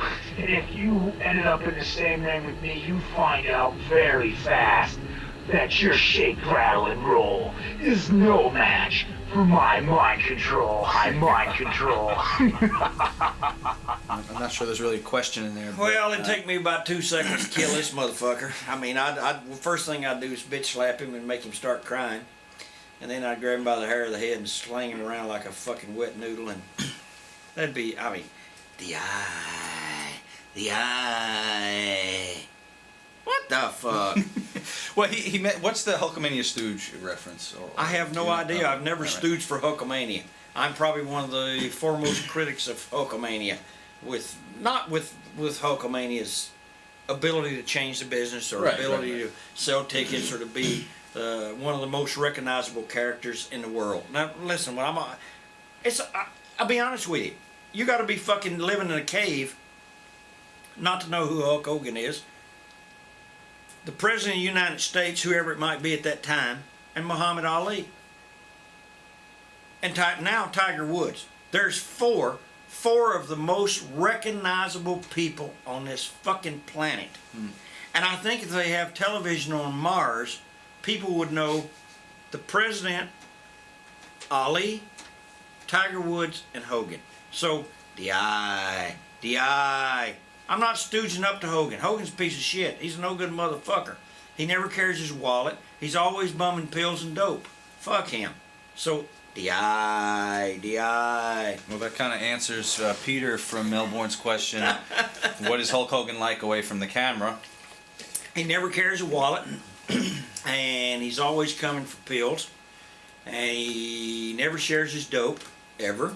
He never invited me to his room and said, here, come on, brother, let's go get, I got some good shit, let's go get, blow a little bone and get a little weed going. So. You don't talk to him at all? No. No chance of being on Hogan Knows Best, No. I guess. He don't pay. Oh. Those guys went there. He flew them down. He gave them a meal at his house, a barbecue. Nobody got fucking paid. The wrestlers that were on, he don't pay really? them fucking guys. They got nothing. Wow. A bunch of marks went there. Every one of you fuckers that went there was a bunch of fucking marks because you didn't get paid. And I hope he has you here because he'll pay you. And I hope he asks you, did Hogan pay you? And if you say yes, you're a lying motherfucker. Because I know you went there, he paid your trance, he put you in a hotel, you had a barbecue at his house, swum around the swimming pool, and you got no payday. His fucking kids make $150,000 that day for that show. You know what you fucking marks got? Zero. Wow. Write that down. We pay better than Hogan. Yeah, exactly. As the Sheik would say, exactly. Oh, man. Jacko says, Honky Tonk Man, how did you manage to travel with Jimmy Hart when he was so buried up Hogan's ass? But I don't think at that time. At that time, he was not up Hogan's ass. He was up the office ass. So Jimmy and I were good together. I can't say anything. I can't. You know, it's like the gears when the old stick shift. When you miss a gear, it grinds. But when you hit the gear, the car goes. And our gears worked, and we did very well. We did very well together. You know, back to we fell apart toward the end because it would be like you and I. If we sat in this hotel room for the next 6 days, on day 5, somebody's going to get fucked up. I mean, you're either going to fuck me up or I'm going to fuck you up. It's just one of those things. It's confined quarters. It's traveling together day after day after day. And finally, two people just... You can never get... When somebody says, I've been married to the same old gal for 50 years and we're in... Listen, what kind of whips and chains you got in that fucking bedroom? Because I'm going to tell you, you married to the same old gal for 50 years, you're going to have problems. And if you're married to Jimmy Hart, and he's married to me, see, Jimmy never drank, smoked, took any drugs. He was the straightest guy I ever knew. He chased a few whores now. But I would drink, smoke, do the drugs, and he was in charge. Without him, I probably would not have achieved some of the success I had because he would get me up to do the 6 o'clock radio show, and if we were on the West Coast, we had to do a 6 a.m. or 7 a.m. drive time. On the East Coast, he'd have me up at 4 in the morning and be on the show and for me to promote where we were going and what we were doing. He's the greatest front man. Oh, he just can't nice. have Hogan's daughter. He references the feud with Jerry Lawler. What is that all about? There was, here's a guy that I thought, after all the times that you have said all the negative things about a company, you've shown negative publicity, negative DVDs, videos, you've done everything negative for 10 years against a company. Then he comes along and says, it was business. We had to try to survive. But you said so many negative things about us with what we were doing on a national level, and then you go there and you humble yourself. You humble yourself to lick Bret Hart's boots, to have midgets wrestling with you. and you do all those things, but yet in Memphis, you're the king. And I go set at commentary, and I can't prove it, but I always had a good idea. They send me out to do live commentary on Raw, and you know this from doing this show right here. We're doing tape, so we can stop the tape and redo something if we have to. But if we're going live right now on the internet, and you tell me, here's your headset, and it's not plugged up, and every technician who works for that company is the best, they are the best of what do, my headset wouldn't be plugged up. Jim Ross would throw me a question, I couldn't hear him. Who did it? Did Ross do it, or did Lawler do it? One of those two people were involved in it. Sometimes my microphone would not even be turned on. They'd ask me the question, I could hear it, but I couldn't answer it. When I'd answer, they'd say, well, I guess Honky Tonk Man don't have a comment about that. Because the show moves real fast. We're sitting here looking at this screen right now, this monitor, right? I can see those questions. And when you're doing commentary, you don't watch the matches. You don't watch the ring. You watch what's on the screen. Because what's on the screen is what's going on outside to people. So if you look up in the ring, you go, holy Christ, there's so-and-so coming in. Well, there's no camera on them. You have to watch the monitor. It's kind of like flying an airplane. You don't look out in the sky. You look at the instruments. So you call the whole thing right. I'd show up. My monitor wasn't plugged in. This is live Raw on USA Network, and that does not happen. It's just something that doesn't happen. Did you say anything to anyone there? Or? Oh yeah. Oh yeah. Yeah. Jake Roberts would put me on the commentary. Vince Russo would go pull me off. I'd say, Jake, am I going out for this? He says, yeah. Jake would, I said, no, they just scratched me. Jake would go to Vince and say, they just scratched him. Vince would go over, tell Russo, put him back on. Russo had a hard on for me, and Russo and I can't prove that Lawler and Ross had something to do with it, but I blame them. Here's why. We did WrestleMania 13 in Chicago. They sent me out to do commentary with Rocky Johnson, The Rock, the Kid and the Dad, Sheik, and Sultan. That was a match. Sheik and Sultan against Rocky Johnson and The Rock. Sheik in a corner, Rocky Johnson in the corner, and The Rock and the Sultan. Anyway, I'd been so pissed off about the way this whole TV thing had gone, about what they were trying to fuck me around. I said, fuck it. I'm going out here today, and I'm going to blow this fucking lid off of this shit. And if you go back and watch WrestleMania, I think it was 13 from Chicago, I started doing, I went out there, and as soon as I sat down beside Vince McMahon and Lawler was sitting there, I went fucking nuts. You shake my nerves and you rattle my brain. Oh, you make a honky tonk man go insane. Oh yeah, this is gonna be a big one, Vince. And I never gave them a chance to say shit. Come on, get in there, Sheik. Put the boost to him. Put the boost to him. Kill that Rocky Johnson. Kick that shit. Beat that shit. Oh yeah. So the next day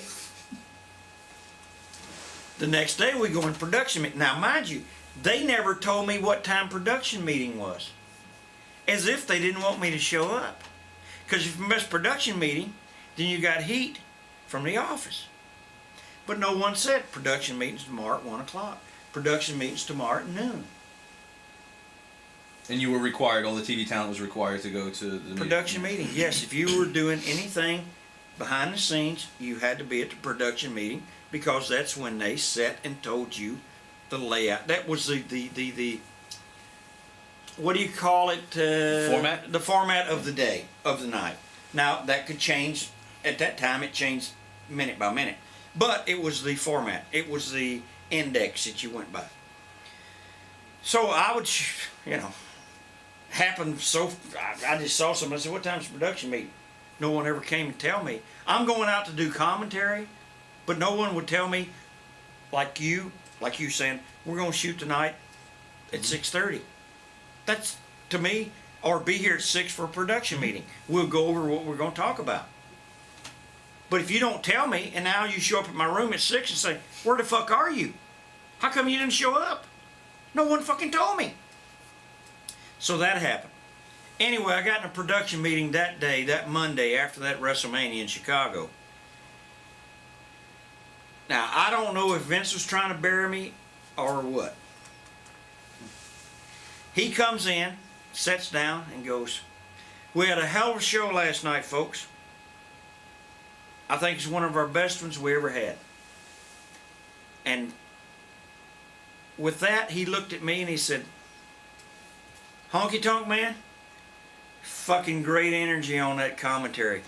Holy shit, you kicked it up a fucking notch. Keep it up. Let's do it again tonight. And I could just see Jim Ross and Jerry Lawler, because they were at that point, if you go back to that point in time, they were so bland and so non-energized. It was like, this is our job, we do lethargy. Holy shit, there's Stone Cold, there's The Rock. Oh, okay, puppy. Vince says, hell of a job. Great enthusiasm. Keep it up. Let's do it again tonight. And I could just feel. You know, there's times in your life when you can feel people just going, get the dagger out. We're going to chop this motherfucker up. And what happened? I got chopped up. All of a sudden, shit started happening. Oh, is that when the headset was unplugged and all that shit? Shit started happening. Okay. Yeah. Well, what would you say to Lawler if you walked in here right now? Anything? He's a sorry piece of shit. You swing first, I'll take your fucking punch. After that, I'm going to kick the shit out of you. You ain't man enough to beat my ass, you fucking prick. He's a no good motherfucker. He walks up to me one night. Myself and Larry Latham, Spot Moondog, were working as Blonde Bombers in Memphis. We did a Tupelo angle. He's got his second wife, I guess. Yeah. She's about 25. You know, once you reach 25, he kicks them out. They're too old. Anyway, he brings her up.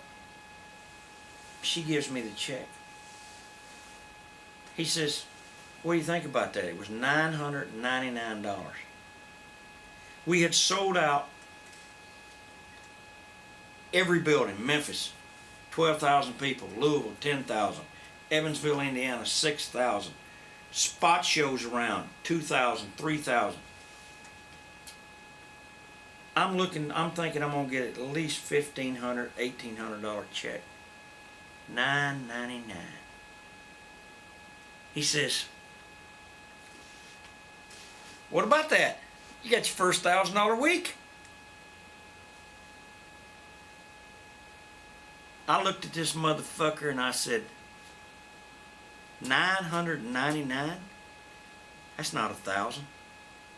So he turned to his fucking cheap ass cunt whore fucking wife at the time. Her name was Paula.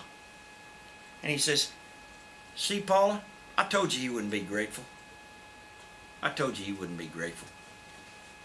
Do you think you were shortchanged on the houses? Ah, fuck. He's a fucking thief. He's a fucking thief. Were you nervous? You don't fuck your family. You don't fuck your family, and he's fucked everybody in his family. He fucked his son. I was there one night in State College, Pennsylvania, and you can say what you want, motherfucker, but I guess your son, he'll come and maybe testify against you. The kid showed up late. He's sitting over there with Arnie Skolin. Lawler is. Kid showed up late. Back then they'd fine you. They'd fine you $100 for being late. 5 minutes this kid was late. Brian Christopher. 5 fucking minutes. Lawler said, he walked over. He walked over to Arnie Skolin and he said, Arnie, find that motherfucker. He's late. Find his ass. He's late.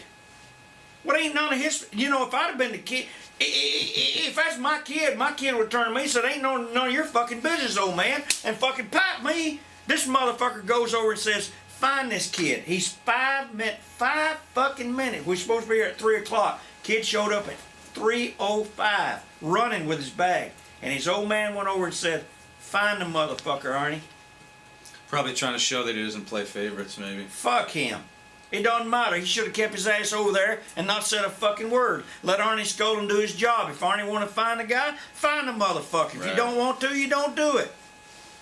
It's not his fucking business. I showed up 20 minutes late. Nobody came over and told Arnie to find me. Arnie said, "You 20 minutes late?" I said, "Yeah." "What the fuck? What do you want me to do?" He said, "Well, you know, Vince wants me to find you." I said, "I don't give a fuck. Do what you want to do." Arnie said, "I'll get out of here."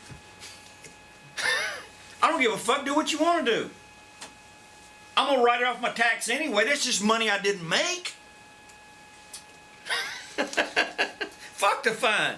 This is what I'm saying about fines. Even in the NFL, the NBA, and any of that shit. You got a guy making $20 million a year, and you fine him $1,000, $2,000, $5,000, $50,000. Guess what? He don't pay tax on that shit. You know why? It's money he didn't make. It's a tax write-off. It's a fucking blessing sometimes to get a fine. I always heard that Lawrence Taylor wouldn't want to do some element of practice. I don't know if it was the early practices in the summer or if it was the weight room he didn't want to do. So he would write a check at the beginning of the season for all his fines. He said, "These are the fines for every practice that I'm not coming to." And it's a tax write-off. Right. If I didn't show up for you tonight and you said, "Fuck him, he's late, I'm going to fine him $100. Well, guess what? That's $100 that I didn't make, so I can't claim it. I mean, what the fuck? Right. Sometimes a fine's a blessing. Albert in Southampton, UK. Were you nervous about doing the angle on Saturday night's main event where you push Elizabeth because Randy Savage would try to beat your ass afterwards? I think I know the answer to this one, but I'm gonna let him do it. Randy Savage couldn't beat my fucking meat. Randy Savage couldn't beat his own fucking meat. Randy Savage's bark was so much bigger than his bite. Ooh, yeah, you're in the danger zone, yeah. Anyway, we had to rehearse that thing for a fucking week to make sure it went well. And the only thing that happened was her strap popped off, and Dick Ebersol, who is a big wig with NBC, big wig, Vince's buddy, I remember going back to the replay and him going, "Stay on those tits, stay on those puppies, stay on them, stay on them." Because her thing fell out like this. But Ebersol loved Savage and Liz, and he put them on like every Saturday night, man. Every one they were on. And that fucking show paid like $3,500, $4,500, sometimes $5,000 from Vince, and then another $5,000 from NBC. So you're talking about $10,000, $20,000. I heard Hogan make $300,000 for that every fucking Saturday night main event, once a month, $300,000. Rob in Hyannis, Massachusetts. Is there anyone you were legitimately scared to get in the ring with, and why? Hyannis? Hyannis? Hyannis.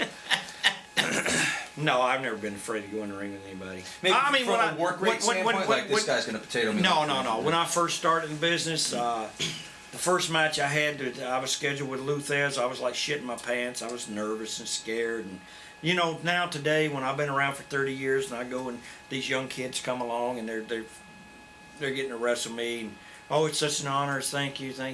I never did that. I didn't go to a guy and say that kind of shit. But I go to him now and I said, "Listen, I know you're gonna be nervous. If you think you're going fast, you are.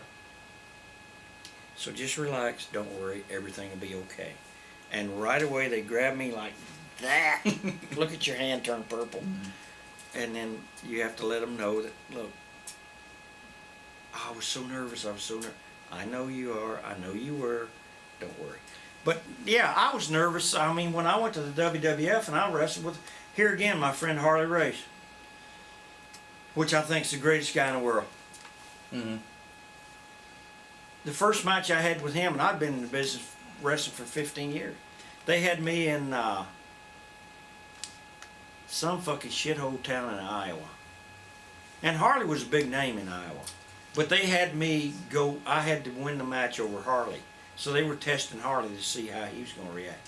But he was so nice and so good, and I was a nervous fucking wreck. I was nervous with Rene Goulet. Because Rene Goulet had been around for years, you know, doing the Michael Jackson glove and shit. And Rene Goulet was the agent. he was the agent in the town that night. He wrote the report of how good or how bad you were and everything. I was a baby face wearing this fucking striped shit you talked about. Fuck. But anyway, they're all great guys. But I was nervous, like a nervous fucking wreck. And I've been around and had matches all over the world with top name guys. But at that point, the spotlight is on you. It's on you so tight that Vince McMahon, I have never, and I've had all kind of jobs my whole life. He has some indirect pressure that he can put on a person that makes you so paranoid that if you're not even standing straight, that if your hair is not perfectly groomed, because he is perfect, watch him. He has $1,000 haircut. He takes a limo every Thursday to the St. Regis Hotel and gets $1,000 haircut. Here's a guy who rides a limo once a week to get a fucking $1,000 haircut. He's got on $3,000, $2,000, $3,000, $4,000, $5,000 fucking suits, custom made shoes.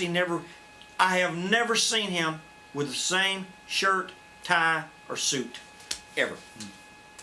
And if you watch TV, I want you to go back and watch some tapes and say, I'm going to watch 3 months of Vince McMahon. You'll never see the same suit.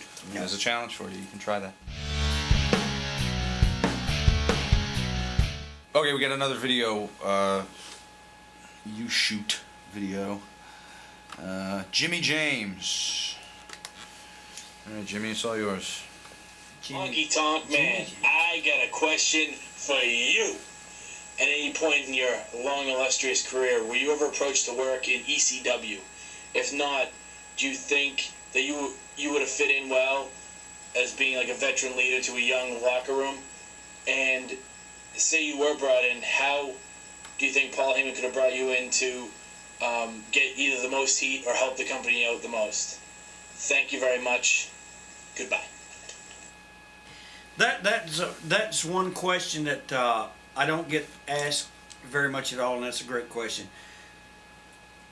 I was never asked to come to the ECW, and if I would have been brought in there, could I have made some kind of an impact on the company? Yes, I could. Would I have been a long-standing person there? No.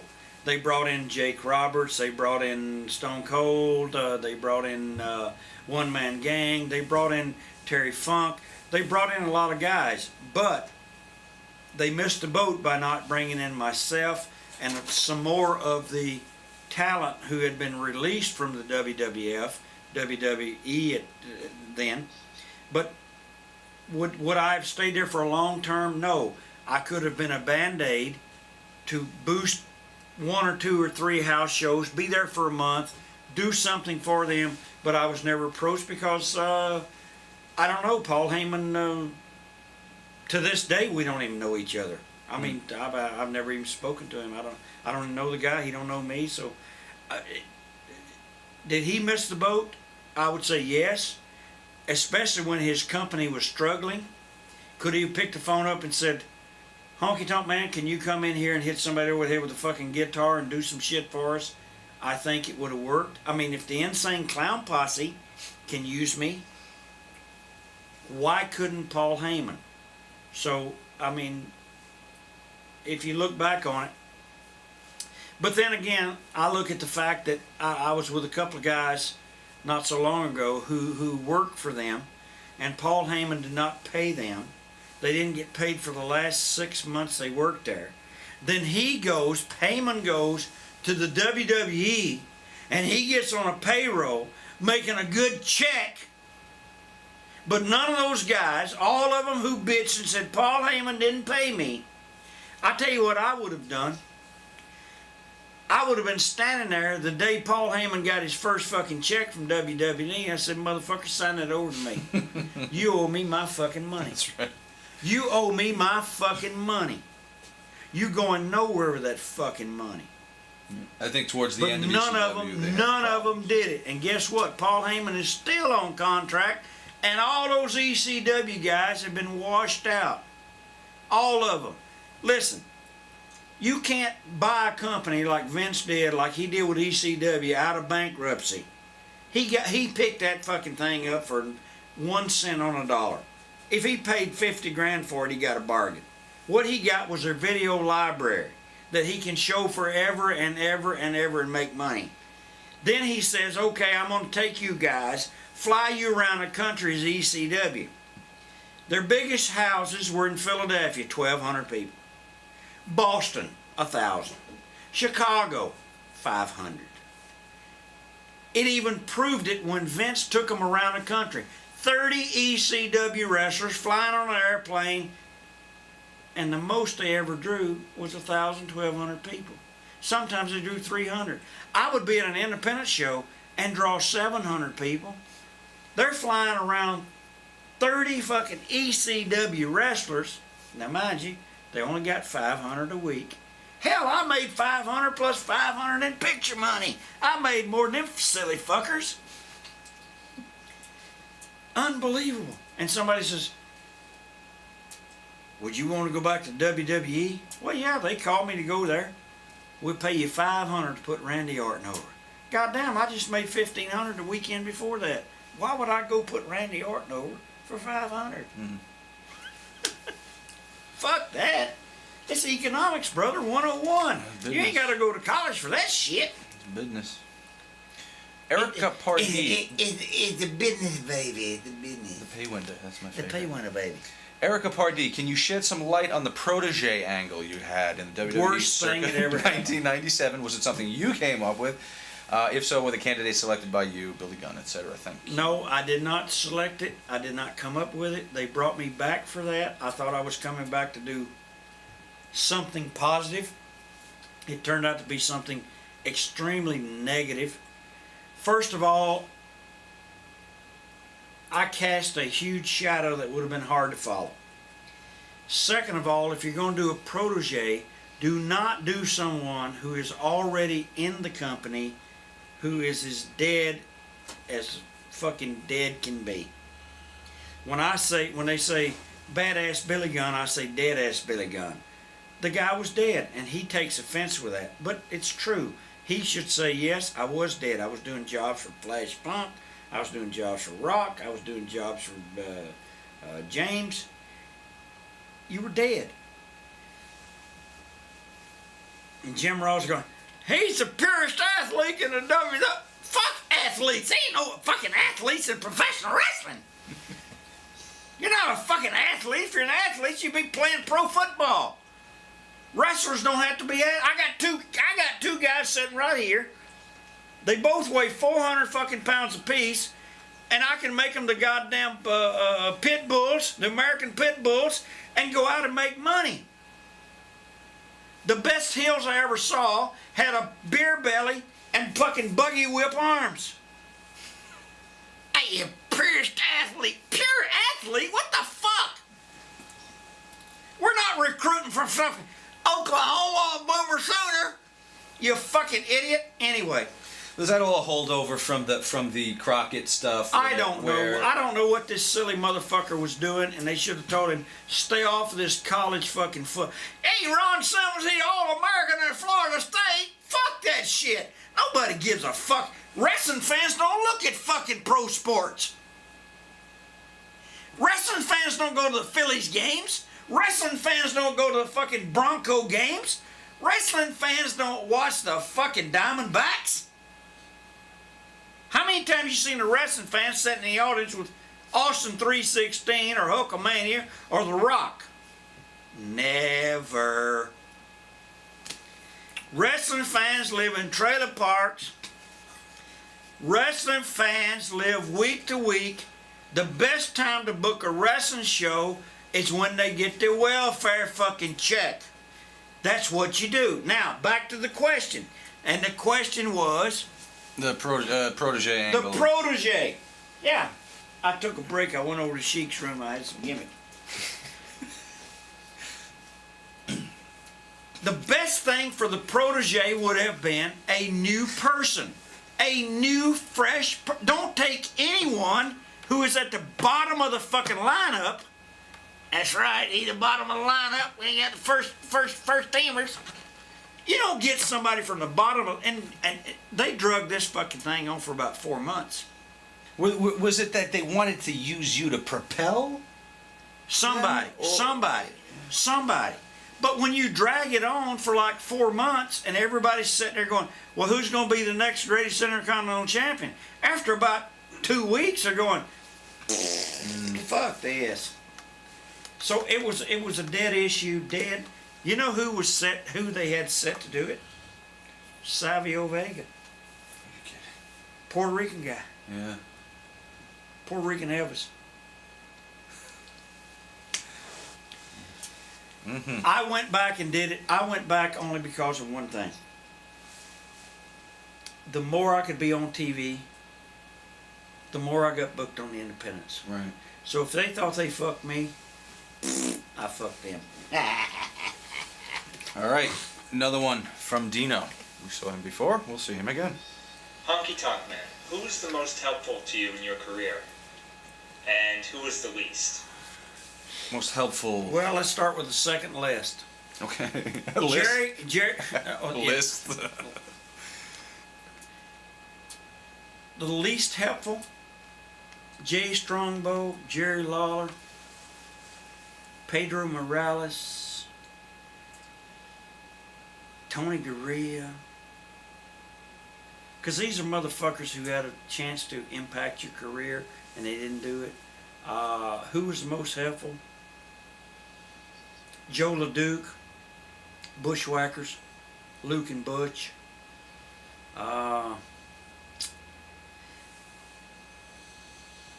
Yeah, they were, yeah, those guys, because they took me under their wing and they taught me all kind of stuff. Mm-hmm. Those guys I said first, they tried to fuck me some. Right.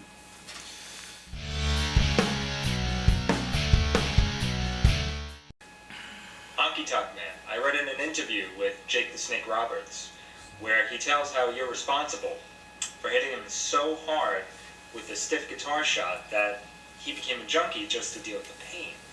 Now, did you often go into the ring looking to hurt your opponents as opposed to working with them? All right, now before you answer, I want to follow that up with an email we got from the Assassin in Jersey City.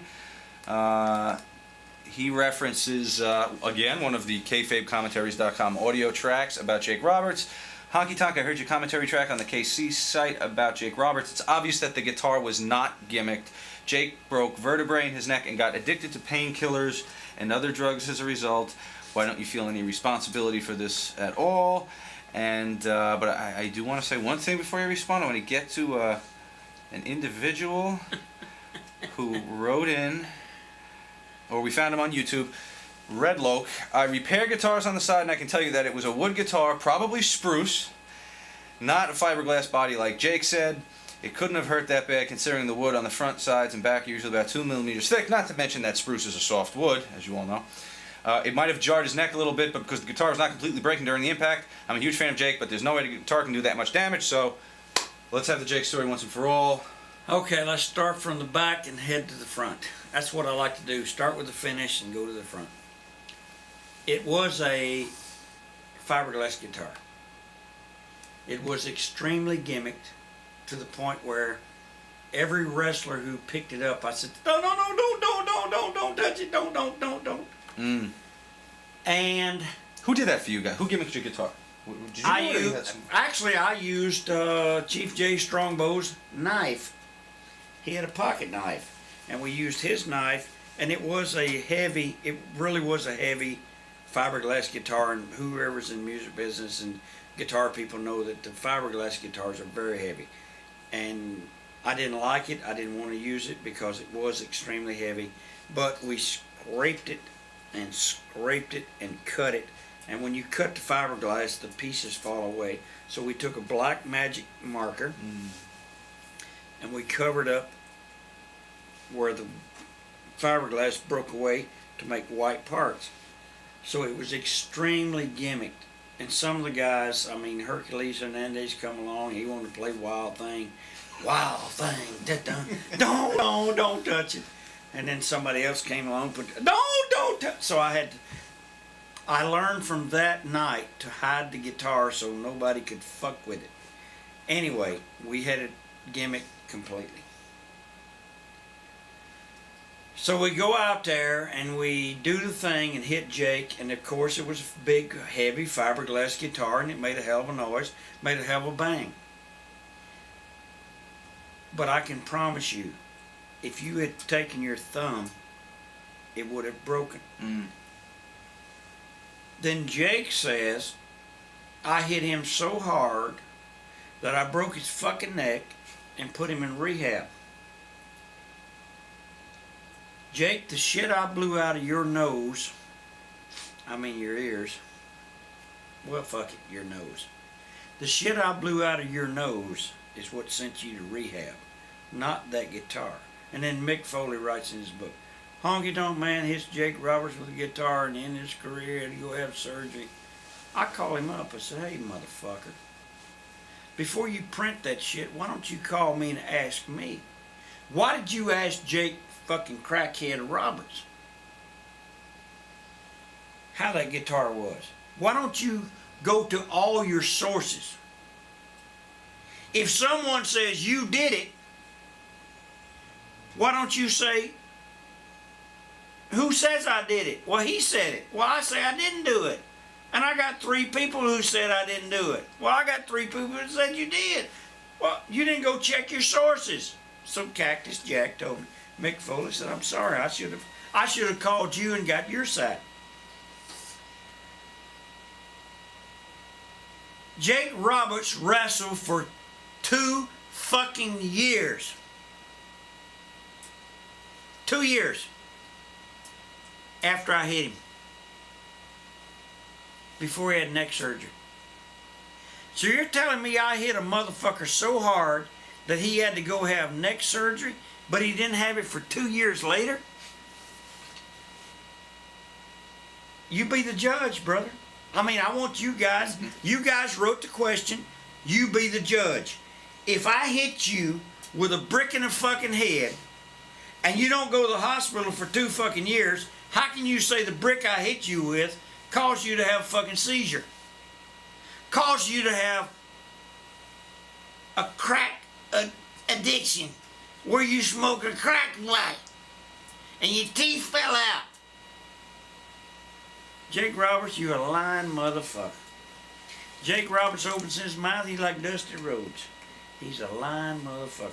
Woo! Ric Flair, you one lying motherfucker.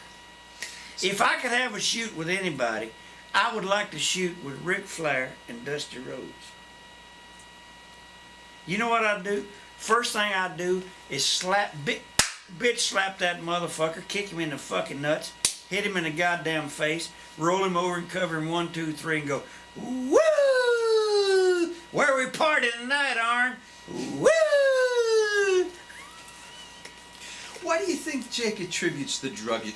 I half understand the injury. Maybe he was trying to sell it. Jake was on the fucking cocaine and snorting the fucking shit long before I ever hit him. Why does he tell me I put him in rehab? I didn't. Jake, get off of that fucking wagon, brother. Oh, you've been off that wagon a long time. Tell the fucking truth. Now, you did have to wrestle replacement replacement every night. people because every he night. did go. Bruno. Was it neck rehab or No, it was a fucking crack drug rehab. Okay. And you were in a program with him, so you had to. He failed a piss test twice. You had That had nothing to do with me hitting with a fucking guitar. Right. Oh, I hit him with a guitar, so I failed a piss test. Jake, give me a fucking break. For fuck's sakes, at least be nice to me. And say, the guitar didn't hurt, but I was fucked up. Okay, fair enough. Another question. A couple of times there was a giant cloud of smoke or something after you hit somebody over the head with a guitar. Most notably, I think the Savage guitar shot. Was that just guitar fragments, or is there powder to create the effect? That was guitar fragments we used. The powder effect didn't come in till way, way down the line. Okay. Yeah. Stephen And Memphis. Jeff Jarrett. Well, it's coming. Stephen Memphis, what's up? What's up with Jeff Jarrett stealing the guitar gimmick? Who's responsible for that?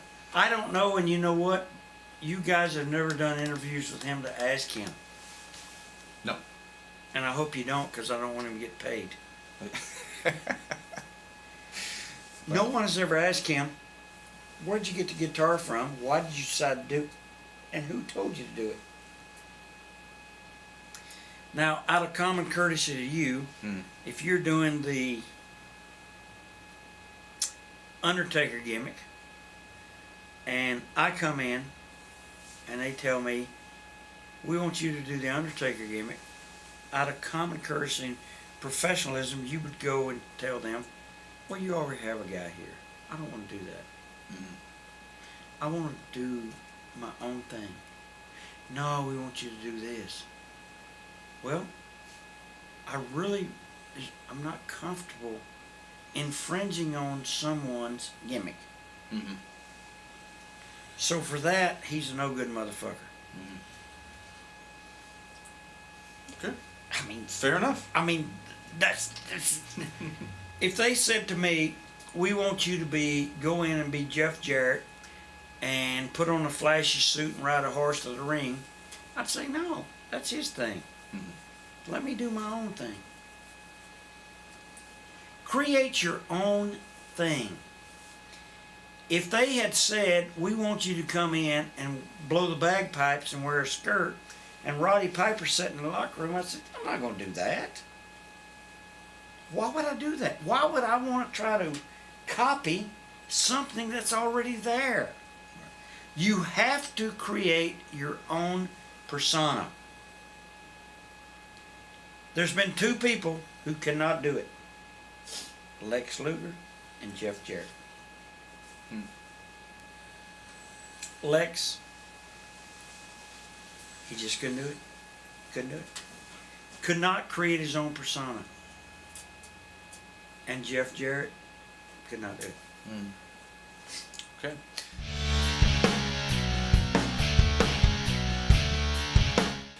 Question from Willie. Do you read any of the dirt sheets? I check the internet. I do not watch wrestling, Willie. I do not watch any wrestling shows. But I do read 3 or 4 web pages that I think have legitimate, truthful reporting. Many years ago, there was so much bullshit, untruthful. Now the web pages are very much more truthful, so I get the inside dirt, but I don't watch wrestling. I don't even want to watch a wrestling show. Did they get? I don't even watch a wrestling match. No federation. I don't watch any wrestling. I don't want to be poisoned. Because see, there's a thing that I do that's unique to me, that I do not want to go out there and go, hey, I want to be like the Hardy Boys. I want to go kill my fucking self. Fuck that. Did you ever see the sheets get passed around the locker rooms? Was that true? No, Were they never. Never? Oh. They weren't allowed. What's your opinion of some of the guys like Meltzer?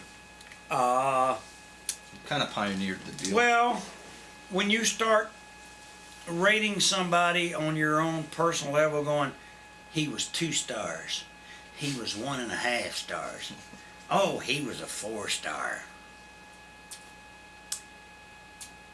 Where do you base that criteria? Where do you say, without being biased, that was a -3-star match, but then so-and-so who I like, he's 4-star. Fuck. That's all. And this is where Meltzer lost credibility with all the guys, and he's never regained it. No one believes a fucking word, Dave. No one believes anything you write, because you rated matches on -2 stars, +1 star, 4-star. That's where you lost your credibility. You tried something and it failed. and you've never been able to recuperate from that. You've never been able to get over that. Consequently, I don't think you have any credibility anymore. I don't think anybody even buys your shit anymore. I really don't. If you guys are buying it, you're fucked up. How about Wade Keller? Any better? I had a conversation with Wade one time, and he reported that Lawler signed a 6-figure contract. And I said, Wade, I called him up. I said, Wade, you know better than that. Vince don't give no 6-figure fucking contract to anybody. And he admitted to me that he expanded it. And Sheet runners expand. he lost all his credibility at that point. And he said, you know, I'm sorry. I wish I hadn't done it. I said, Wade, you just fucked yourself. Because all the boys out there know Vince does not give 6-figure contract to somebody like Lawler or anybody else. And he admitted that he inflated the number. But you know what? He wouldn't have given a $100,000 contract to. But here's what I say, Wade, you admitted it, and for that you're a man. Brian Alvarez, have you dealt with him at all? A little bit. Yeah, a little bit. He's a kid from Seattle? Yes. Yeah. Oh, yeah. Oh, yeah. Oh, yeah. I'm not going to talk about Brian because we're friends. Okay. I could tell you a good story about Brian, but I don't want to. Well, no point mentioning it then. Let's move on. Another video. Because Brian would rate the wrestling, he would give ratings too, you know, and then one night I'm in Vancouver and Brian's there and he wrestles on the show. He's like $135, right? And then he wrestles and I went, what the fuck? You want me to go rate your fucking match for you? So, no, we're friends. I like Brian. Okay.